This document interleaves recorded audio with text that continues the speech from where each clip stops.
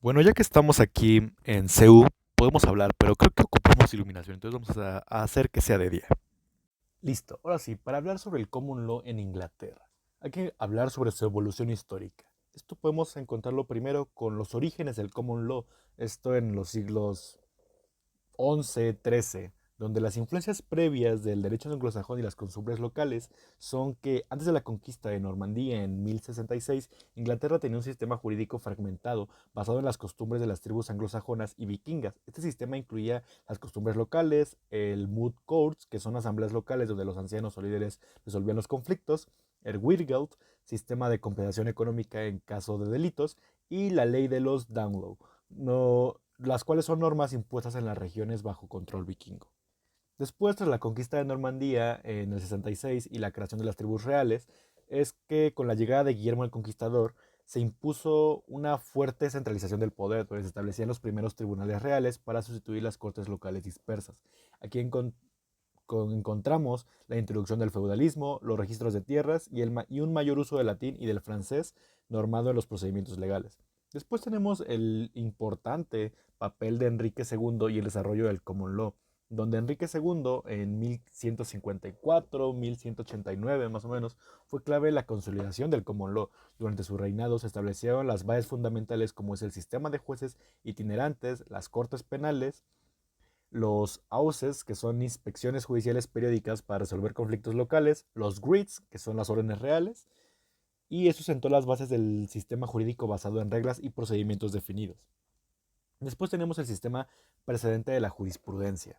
No tenemos más que hablar. Después podemos hablar sobre la consolidación y sobre todo la expansión del common law en los siglos XIII y XVIII, donde tenemos la Carta Magna en 1215 y la influencia de esta. Aquí podemos encontrar que la Carta Magna estableció los principios clave, que puede ser, nadie puede ser encarcelado sin un juicio justo, que es la habeas corpus, la ley está por encima del monarca, y la protección contra el impuesto arbitrario sin el consentimiento del Consejo Feudal. A la vez tenemos el crecimiento del Chancery y la equidad o Equality Law. Aquí tenemos que la equidad permitía decisiones más flexibles basadas en principios de justicia natural. Introdujo mecanismos como las injunctions, que son las órdenes judiciales, y los trusts, que son los fideicomisos. A su vez tenemos el papel del Parlamento en la legislación. Esto va a ser muy importante. Después tenemos la revolución y la modernización, esto en el siglo XVII y en el XIX más o menos. La Revolución Gloriosa en el 1688 y la supremacía parlamentaria. El evento estableció que el Parlamento tenía la autoridad suprema sobre el rey asegurado, teniendo la independencia judicial, el fin del absolutismo monárquico en Inglaterra y sobre todo el mayor desarrollo de derechos individuales y del sistema constitucional. A eso tenemos las reformas legales y el Judecture Acts en el siglo XIX.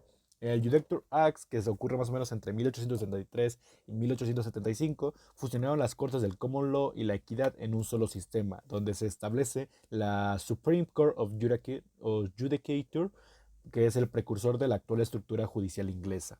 Después tenemos la expansión del Common Law a través del Imperio Británico. Y por último encontramos el Common Law ya en los siglos XX y XXI, donde tenemos la aplicación de la globalización, el derecho internacional y el impacto sobre todo de la tecnología en el derecho. Ahora nos encontramos con las características generales del Common Law. Estas características generales tenemos el predominio de la jurisprudencia, el rol activo de los jueces en la creación del derecho, el sistema adversarial en los poderes judiciales, que eso sí lo vamos a explicar, que es en el common law el juicio es un enfrentamiento entre dos partes, donde el juez actúa como un árbitro imparcial y donde las partes presentan sus argumentos, pruebas ante el juez o jurado y este decide el caso. En contraste, en el sistema del civil law, o el que tenemos nosotros, los jueces pueden tener un papel más activo en la investigación del caso.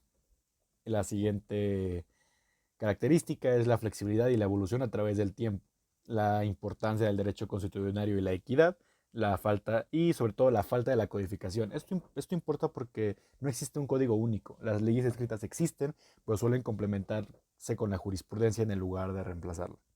Ahora tenemos el funcionamiento y organización política y jurídica. Tenemos la estructura del sistema político y su relación con el derecho. Tenemos que la monarquía parlamentaria es el Reino Unido, donde tiene un sistema de gobierno donde el monarca es el jefe de Estado, pero el poder legislativo recae en el Parlamento.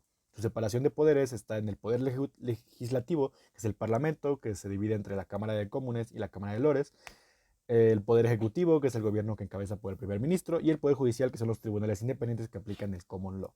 La organización del sistema judicial es la Corte Suprema del Reino Unido, con un máximo tribunal desde el país en el 2000, 9 más o menos. Después tenemos las Cortes de Apelación, los cuales revisan decisiones de tribunales inferiores. El High Court of Justice, que maneja casos de gran importancia, sobre todo supervisa los tribunales inferiores. Después tenemos el Crown Court and Country Court, los cuales son tribunales para casos penales graves y sobre todo disputas civiles. Después tenemos los Magistrates Court y tribunales de distrito, los cuales juzgan asuntos menores y administrativos. A su vez tenemos el papel del Parlamento y la legislación en el Common Law. Aunque en el Common Law se basa en precedentes judiciales, el Parlamento puede legislar para modificar o complementar la jurisprudencia.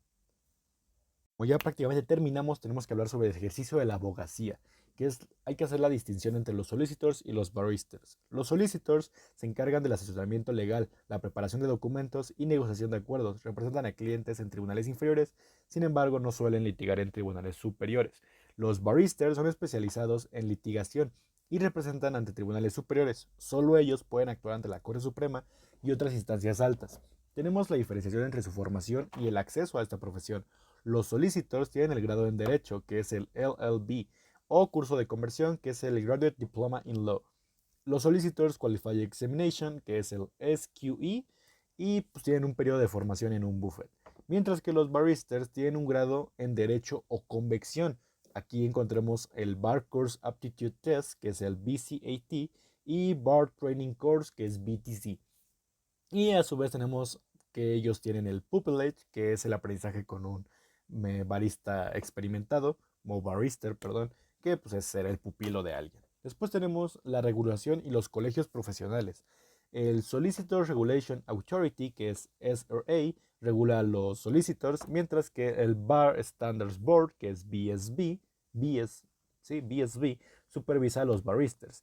Inns of Court son las instituciones históricas donde los barristers reciben la formación y son llamados al ejercicio profesional.